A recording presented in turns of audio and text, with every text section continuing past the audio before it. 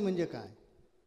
तर कर्मसन्यास याचा अर्थ असा आहे की दुसऱ्यासाठी सतत जगत राहणे,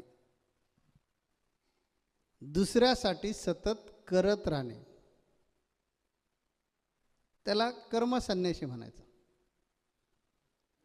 तिथे सुद्धा हाच भाव असला पाहिजे की मी करतो असा भाव असला की तो कर्मसन्यासी होऊच शकत नाही.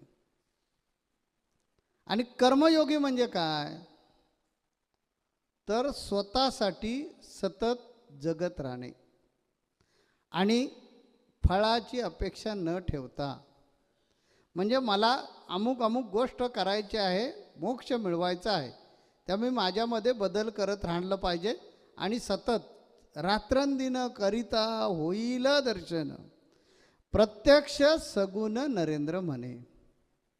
म्हणजे माझं काम काय? भगवंताची पूजा करणे, पांडुरंगाची पूजा करणे, किंवा माझ्या गुरूंची पूजा करणे, गुरूंनी सांगितलेल्या मार्गावरनं जगणे आणि त्यांनी सांगितलेला मार्ग सतत त्याचा ध्यास घेऊन सतत सतत सतत तेच तेच तेच करत राहणे, तर कर्मयोगी.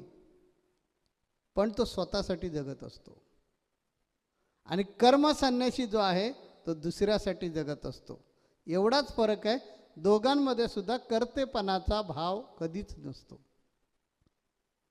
जिथे कर्तेपणाचा भाव येतो तो कधीच मोक्षापर्यंत जाणार नाही. आपण